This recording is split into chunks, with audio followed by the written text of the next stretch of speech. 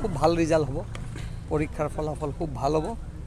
1 লাখ ভোটটো আমি জিকিম বুলি আগতে ভাবি আছিলোঁ ৰণেন দা আমাৰ বিশেষকৈ আমাৰ ইমানুল মুছাহাৰী কালি আমি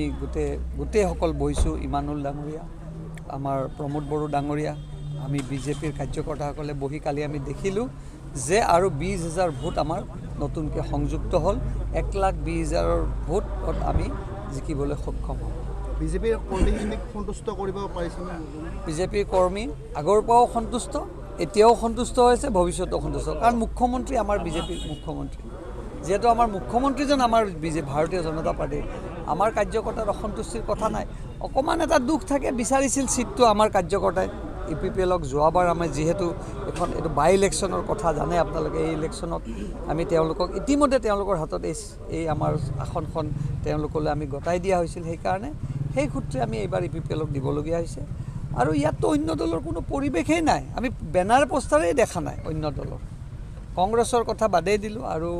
এতিয়া আমাৰ গণ সুৰক্ষা পাৰ্টি আছে পাছত গণেশ কছাৰী এইবিলাকতো আৰু কালি মুখ্যমন্ত্ৰী হোৱাৰ পিছত এইবিলাক জেগাত শূন্য হৈ যাব গোটেইবিলাক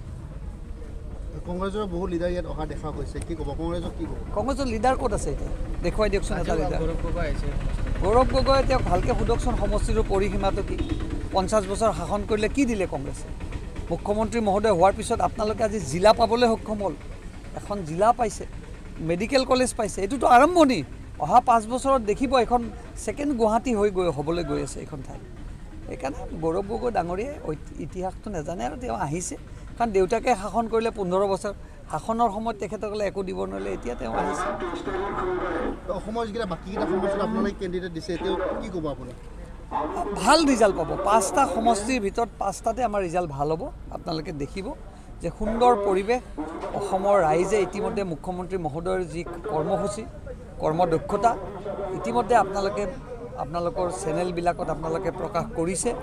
যি কাৰ্যসূচী এতিয়া অসমৰ মুখ্যমন্ত্ৰী মহোদয়ে লৈছে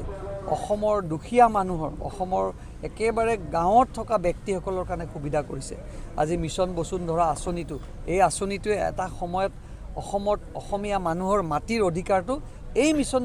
বসুন্ধৰা আঁচনিৰ যোগেদিয়ে সফলতা হ'বলৈ সক্ষম হ'বলৈ গৈ আছে এটা উদাহৰণ কালি যেটো মুখ্যমন্ত্ৰী ডাঙৰীয়া আহিব খুব ভাল প্ৰায় 15,000 মানুহৰ ইয়াত উপস্থিতি হ'ব আৰু আমি আগতেও আপোনালোকে দেখিছে ইয়াত আমাৰ MCLA জিকি আহিছে ইয়াৰ পৰা বিপুল তেওঁ ভোটত জয়যুক্ত কৰিছে তেখেতে নিজেই গম পাইছে ইয়াত কি পৰিৱেশ হৈ আছে আৰু সুন্দৰ এটা পৰিৱেশ আপোনাৰ অসমৰ ৰাইজে দেখিবলৈ পাব ইয়াৰ কাষতে জালুকবাৰী ইয়াৰ কাষতে কমলপুৰ ইয়াৰ কাষতে ৰঙিয়া এইবিলাক সমষ্টিত উন্নয়ন দেখিছে তামোলপুৰো উন্নয়ন হ'ব এইবাৰ